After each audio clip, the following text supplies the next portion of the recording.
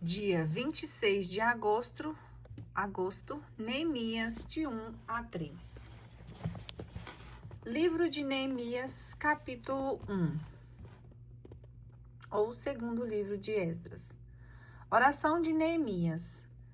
Palavras de Neemias, filho de Acalias. No mês de Casleu, do 20º ano, encontrando-me eu em Susa, no palácio, eis que chegaram de Judá Anani, um de meus irmãos, com alguns companheiros.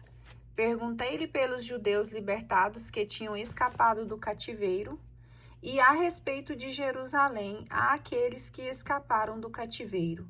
Disseram-me eles: estão lá na província, numa grande miséria e humilhação. Os muros de Jerusalém estão em ruínas e suas portas foram incendiadas. Ouvindo tais palavras, sentei-me para chorar e fiquei vários dias desconsolado. Jejuei e orei diante do Deus do céu, dizendo: Ah, Senhor, Deus do céu, Deus grande e temível, vós que permaneceis fiel à vossa aliança e exerceis misericórdia para com aqueles que vos amam e observam os vossos mandamentos, que vossos ouvidos estejam atentos e vossos olhos se abram para ouvirdes a prece que eu, vosso servo, estou fazendo na vossa presença de noite e de dia, pelos filhos de Israel, vossos servos, confessando os pecados que nós, os israelitas, cometemos contra vós. Porque eu mesmo e a casa de meu pai temos pecado. Nós vos ofendemos gravemente e não observamos as leis, os mandamentos e os preceitos que destes a Moisés, vosso servo. Lembrai-vos da palavra que deste vosso servo Moisés, dizendo: se transgredirdes meus preceitos, eu vos dispersarei entre as nações. Mas se voltardes a mim, se observardes os meus mandamentos e os praticardes, mesmo que estejais deportados às extremidades do céu, eu vos reunirei ali e vos farei retornar ao lugar que escolhi para estabelecer nele a morada de meu nome. Eles são vossos servos, este povo que me libertastes com poder e força de vossa mão. Ah, Senhor, prestai ouvidos à oração deste vosso servo e à oração dos vossos servos que veneram vosso nome. Dignai-vos hoje dar bom êxito ao vosso servo e fazei-o ganhar o favor do rei. Eu era então copeiro do rei. Neemias, capítulo 2. Viagem de Neemias a Jerusalém. No 20º ano do rei Artaxerxes, no meio de Nissan, estando o vinho diante de mim, tomei-o e ofereci ao rei. Ora, jamais em outra ocasião eu estivera triste em sua presença. Disse-me o rei: por que tens a face sombria? Não estás doente. Tens, no entanto, algum dissabor? Muito conturbado, respondi ao rei: viva o rei para sempre. Como não haveria eu de estar pesaroso, desde que a cidade onde se encontram os túmulos de meus pais está devastada e suas portas consumidas pelo fogo? Disse-me o rei: que tens a me pedir? Então, fazendo uma prece a Deus do céu, eu disse ao rei: se aprouver ao rei, e se o teu servo te é agradável, permite-me ir para a terra de Judá, a cidade onde se encontram os túmulos de meus pais, para reconstruí-la. O rei, junto de quem estava sentada a rainha, perguntou-me: quanto tempo durará a tua viagem? Quando voltarás? Ele consentiu que eu partisse logo que lhe fixei certo prazo. Prossegui: se o rei achar bom que me deem missivas para os governadores de além do rio, a fim de que me deixem passar para Judá, e outra carta para Asaf, o intendente da floresta real, para que ele me forneça madeira para a viga das portas da fortaleza vizinha ao templo, para as muralhas da cidade e para a casa que eu habitar. O rei concordou com o meu pedido, porque a mão favorável de meu Deus estava comigo. Fui ter com os governadores além do rio e entreguei-lhe as cartas do rei. O rei também tinha enviado para mim alguns chefes militares e cavaleiros. Mas quando Sanabalate, o Horita, e Tobias, o servo amonita, foram informados disso, ficaram grandemente despeitados por ter chegado um homem que procurava o bem dos filhos de Israel. Cheguei a Jerusalém e, depois de ter passado ali 3 dias, levantei-me durante a noite acompanhado de um pequeno grupo de homens, sem dizer a ninguém o que meu Deus tinha me inspirado fazer por Jerusalém. Não tinha comigo outro animal, senão aquele que montava. Saí à noite pela porta do vale e dirigi-me à fonte do dragão e à porta da esterqueira. Verifiquei que as muralhas de Jerusalém estavam arruinadas e que as portas estavam consumidas pelo fogo. Prossegui rumo à porta da fonte e à piscina do rei, mas não havia ali lugar onde pudesse passar com minha montaria. Subi então à noite ao barranco, examinei a muralha, retomei em seguida o mesmo caminho e reentrei pela porta do vale. Os magistrados ignoravam aonde eu tinha ido e o que queria fazer. Aquele momento eu nada havia deixado transparecer, nem os judeus, nem os sacerdotes, nem os homens importantes, nem os magistrados, nem as demais pessoas do povo que se ocupavam dos trabalhos. Disse-lhe então: vede a miséria em que estamos, Jerusalém devastada, suas portas consumidas pelo fogo. Vinde, reconstruamos as muralhas da cidade e ponhamos termos a essa humilhante situação. Contei-lhe em seguida como a mão de meu Deus havia protegido e narrei-lhes tudo o que havia dito o rei. Gritaram todos: vamos, reconstruamos! E com coragem puseram-se a trabalhar nesta boa obra. Quando Sanabalate, o Hororita, e Tobias, o servo amonita, bem como Gozém, o árabe, souberam disso, zombaram de nós e diziam num tom de desprezo: que estáis fazendo? Querei revoltar-vos contra o rei? Respondi-lhes: o próprio Deus do céu é quem nos fará triunfar. Nós somos seus servos e vamos reconstruir. Quanto a vós, não tendes parte, nem direito, nem lembrança em Jerusalém. Neemias capítulo 3. Reconstrução das muralhas da cidade. O sumo sacerdote Eliasibe e seus irmãos no sacerdócio puseram-se a trabalhar para reconstruir a porta das ovelhas.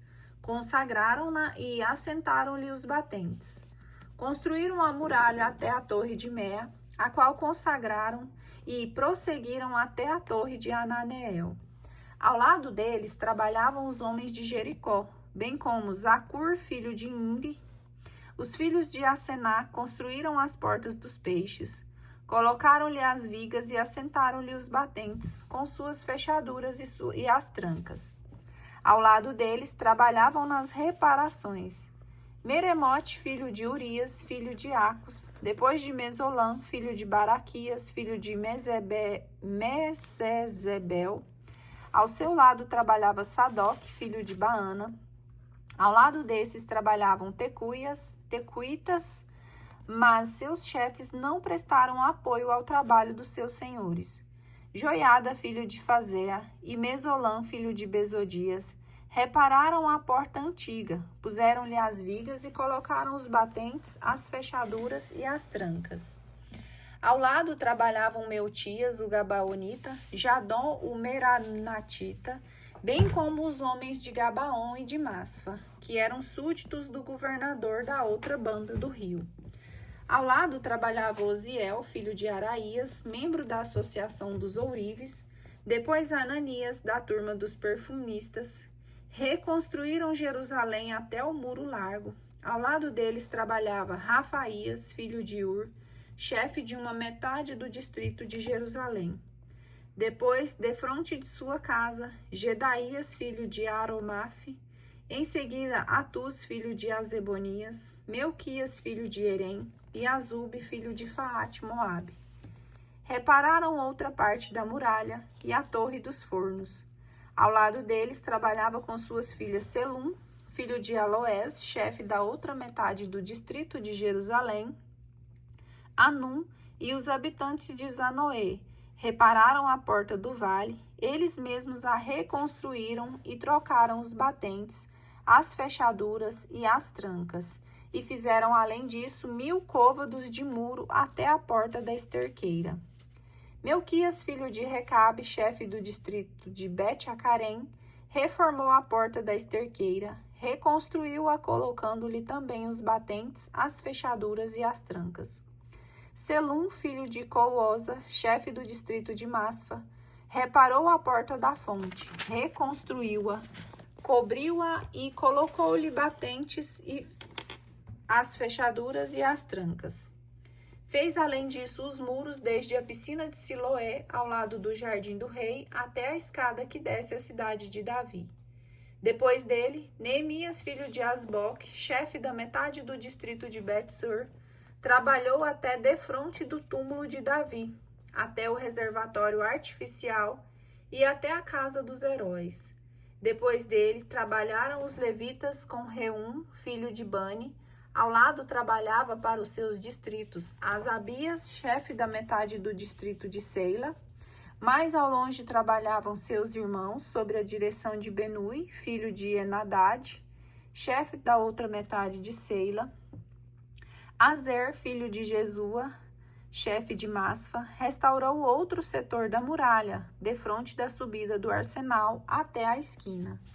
Depois dele, Baruque, filho de Zabai, trabalhava com ardor em outra seção, desde a esquina até a entrada da casa do sumo sacerdote Eliasibe. Depois dele, Meremote, filho de Urias, filho de Acos, trabalhava em outra seção, desde a porta da casa de Eliasibe até a extremidade dessa casa. Mais adiante, trabalhavam os sacerdotes, os homens da planície do Jordão. Depois deles, Benjamim e Azube trabalhavam defronte das suas casas. Depois deles, Azarias, filho de Maasias, filho de Ananias, ao lado de sua casa. Depois dele, Benui, filho de Enadad, trabalhava em outra seção desde a casa de Azarias até a esquina e o contorno. Falel, filho de Oze, trabalhava defronte à esquina e da alta torre que aparece sobre o palácio real, perto do átrio da prisão. Depois dele trabalhava Fadaías, filho de Faros. Os natineus habitavam Ofel até defronte da porta da água, ao oriente, e da torre que se salientava. Depois dele, os tecuitas trabalhavam na parte seguinte, defronte da torre que se salientava, até o muro de Ofel. Acima da porta dos cavalos, trabalhavam os sacerdotes, cada um diante de sua casa. Depois deles, Sadoc, filho de Emer, diante de sua casa. Depois Semeias, filho de Sequenias, guardião da porta oriental do templo. Depois dele, Ananias, filho de Selemias, e Anum, o sexto filho de Selefe, repararam uma outra seção. Depois dele, Mesolã, filho de Baraquias, trabalhava diante de sua residência. Depois dele trabalhava Melquias, que pertencia à turma dos ourives. Fez reforma até a casa dos natineus e dos negociantes, diante da porta de Mificade, até a sala superior do ângulo. Enfim, entre o quarto da esquina do contorno à porta das ovelhas, trabalhavam os ourives e os negociantes. Grande foi a raiva de Sanabalate, quando soube que estávamos reconstruindo as muralhas. Em sua cólera, escarneceu dos judeus e disse diante dos seus irmãos e do exército de Samaria: Que querem fazer esses miseráveis judeus? Porventura permitiremos que o façam? Querem eles oferecer sacrifícios? Chegarão ao cabo de sua empresa? Tirarão por acaso pedras destes montes de areia calcinada? E Tobias, que estava ao seu lado, também disse: Deixe-nos reconstruir. Virá uma raposa e fará cair sua muralha de pedra. Ouvi, ó nosso Deus, como nos desprezam. Fazei recair sobre sua cabeça todos os seus insultos. Fazei deles a presa de outros e em uma terra de exílio. Não perdoeis sua iniquidade, que seu pecado jamais seja esquecido diante de vossa face. Tão grande é o escândalo que fizeram diante dos construtores. Assim reconstruímos a muralha. Ela foi inteiramente reparada até a metade de sua altura. Isso porque o povo pôs o coração em seu trabalho.